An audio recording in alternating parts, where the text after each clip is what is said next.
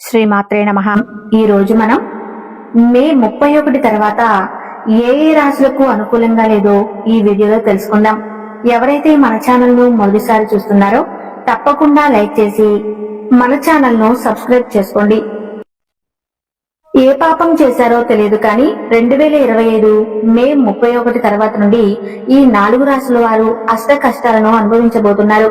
అంటే శ్రీ విశ్వావసునామ సంవత్సరంలో ఈ 4 రాశుల వారికి అనేక రకాల సమస్యలు ఎదురవుతాయి, ఖర్చులు పెరుగుతాయి, మానసిక ఒత్తిడి పెరుగుతుంది, ఏ పని చేసినా కలిసి రాదు, బంధువులతో గొడవలు జరుగుతాయి, జీవిత భాగస్వామితో కూడా గొడవలు వచ్చే అవకాశాలు ఉన్నాయి, ప్రేమించిన వారు కూడా దూరం అవుతారు, ఆర్థికంగా అనేక సమస్యలు వస్తాయి, చేతిలో ధనం అనేది మిగలదు, గ్రహాలు కూడా అనుకూలించవు. ఈ 4 రాశుల వారికి అనేక సమస్యలు రాబోతూ ఉన్నాయి. పోలీసు కేసులు, కోర్టు కేసులు, ఇలా ఎన్నో సమస్యలు వస్తాయి. ఆస్తులు మీ చేజారిపోయే అవకాశాలు కూడా ఉన్నాయి. ఆరోగ్యం పాడవుతుంది, మనశ్శాంతి లోపించే అవకాశాలు ఉన్నాయి. యాక్సిడెంట్లు జరిగే అవకాశాలు కూడా కనిపిస్తూ ఉన్నాయి.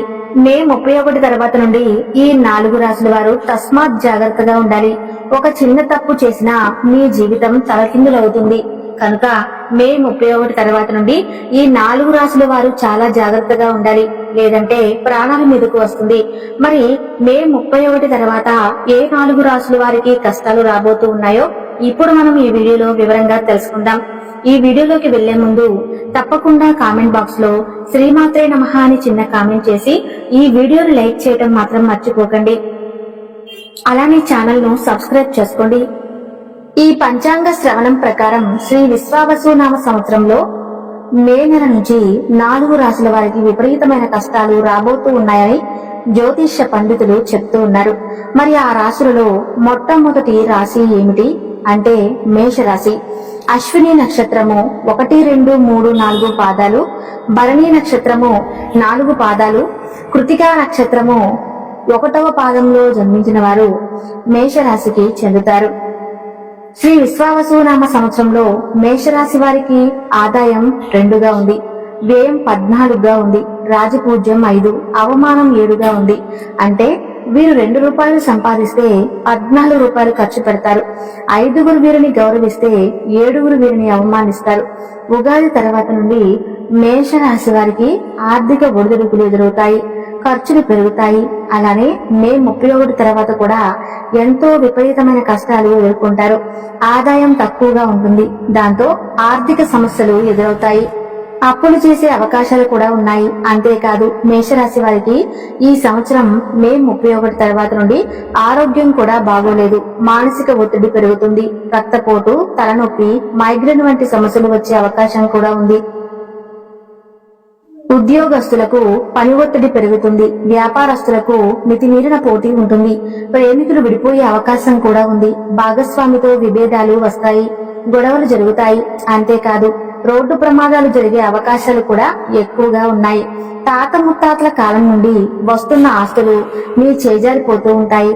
శని మీనరాశిలోనికి వస్తున్నాడు, దాని వలన మేషరాశి వారు అధికంగా శ్రమ పడతారు, కానీ ఫలితాలు తక్కువగా ఉంటాయి.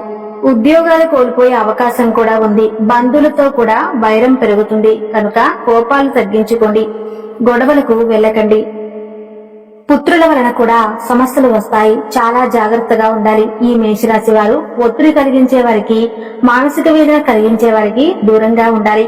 అంటే అలాంటి వారితో మాట్లాడటం కానీ, అలాంటి వారిని కలవటం కానీ చేయకుండా ఉంటే మీకే బాగుంటుంది. మీరు అజాగ్రత్తగా ఉంటే ముఖ్యమైన పత్రాలను కోల్పోతారు, ఆస్తులను కోల్పోతారు, ఆటంకాలు ఎదురవుతాయి, మీ భుజాలపై అనేక బాధ్యతలు వచ్చి పడతాయి. కనుక మేషరాశి వారు ఆచితూచి అడుగులు వేయండి. మే 31 తర్వాత నుండి జాగ్రత్తగా ఉండండి. ఆదాయ వ్యయాలను దృష్టిలో పెట్టుకుని ఖర్చులు తగ్గించుకోండి. అంటే అనవసరమైన వస్తువులను కొనవద్దు, అనవసర ఖర్చులు చేయవద్దు, ఒత్తిడిని తగ్గించుకునే ప్రయత్నం చేయండి. యోగా, ధ్యానం వంటివి చేయటం మంచిది.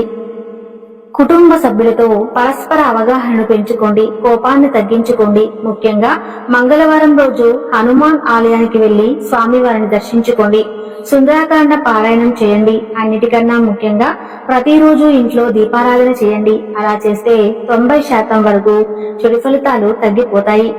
ఇక రెండవ రాశి ఏమిటి అంటే వృషభ రాశి. కృతికా నక్షత్రం 2, 3, 4 పాదాలు, రోహిణి నక్షత్రం 4 పాదాలు, మృగశిర నక్షత్రం 1, 2 పాదాలలో జన్మించిన వారు వృషభ రాశికి చెందుతారు.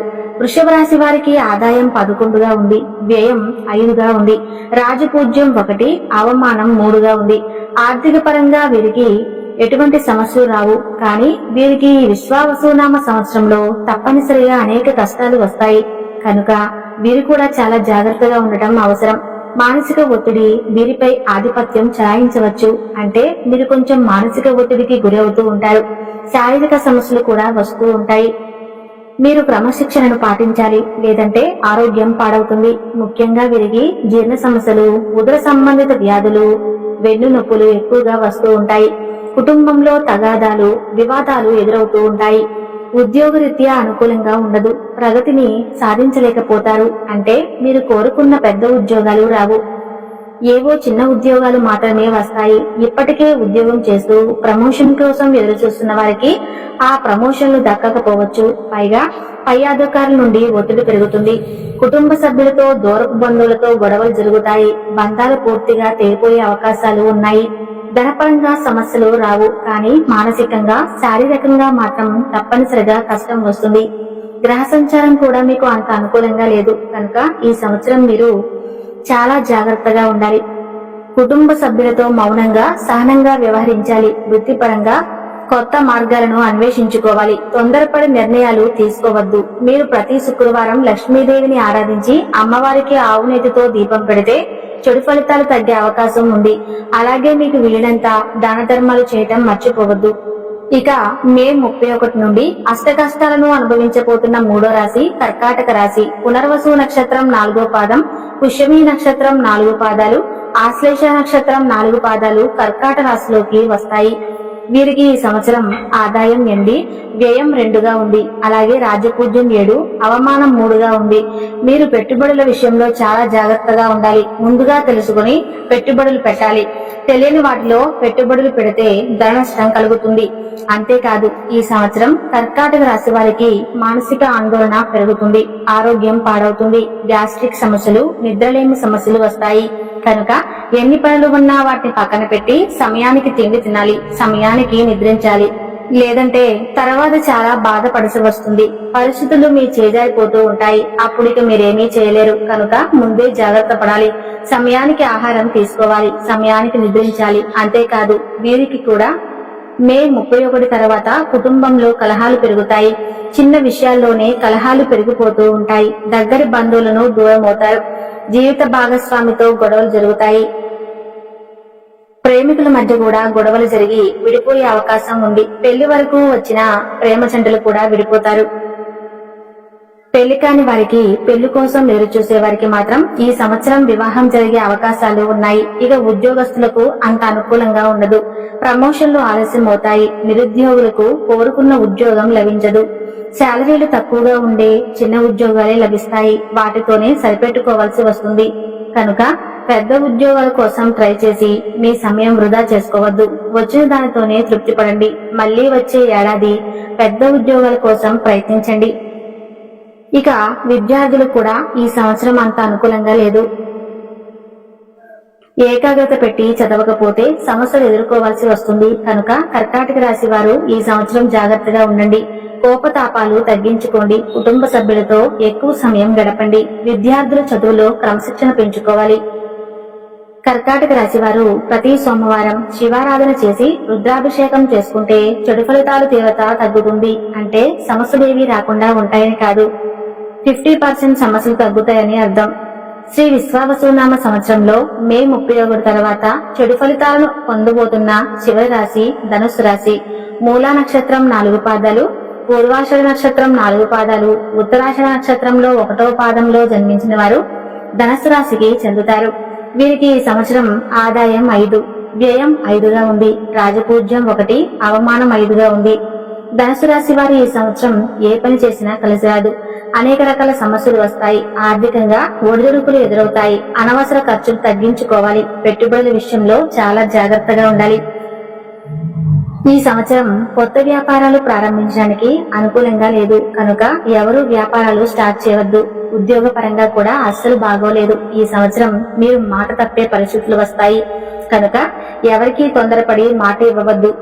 మిత్రులతో కుటుంబ సభ్యులతో మాట ఇచ్చి వైరాన్ని తెచ్చుకోవద్దు. అంతేకాదు ధనుసు రాశి వారికి ఈ విశ్వావసునామ సంవత్సరంలో ఆరోగ్యం కూడా బాగోదు. మోకాళ్ళ నొప్పులు, కీళ్ల వ్యాధులు వచ్చే అవకాశం ఉంది.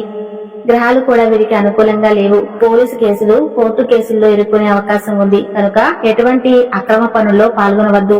కోరి కష్టాలను తెచ్చుకోవద్దు. ఈ రాశి వారికి యాక్సిడెంట్లు జరిగే అవకాశాలు కూడా ఉన్నాయి కనుక జాగ్రత్తగా డ్రైవ్ చేయాలి. ధనుసు రాశి వారు పెట్టుబడులు పెట్టే ముందు సలహాలు తీసుకోవాలి. కుటుంబ సభ్యులతో సన్నిహితంగా ఉండాలి. గొడవలు పెట్టుకోవద్దు. ఈ రాశి వారు ప్రతిరోజు ఇంట్లో ఇష్టదైవం ముందు దీపారాధన చేసుకుంటే సమస్యలు తగ్గుతాయి. మేషరాశి, వృషభ రాశి, కర్కాటక రాశి, ధనుస్సు రాశి ఈ 4 రాశుల వారికి మే 31 తర్వాత కష్టాలు వస్తాయి కనుక జాగ్రత్తగా ఉండండి. మరికొంతమంది ఈ రాశుల వారు ఉంటే తప్పకుండా ఈ వీడియోని లైక్ చేసి మన ఛానల్ ను సబ్స్క్రైబ్ చేసుకోండి. అలానే ఈ వీడియోని ప్రతి ఒక్కరికి, మీ కుటుంబ సభ్యులకి ఈ రాశుల వారు ఉంటే తప్పకుండా ఈ వీడియోని షేర్ చేయండి. అలానే శ్రీమాత్రే నమః అని చిన్న కామెంట్ చేయండి. మరిన్ని వీడియోలు చేయడానికి సహకరించండి. Thank you.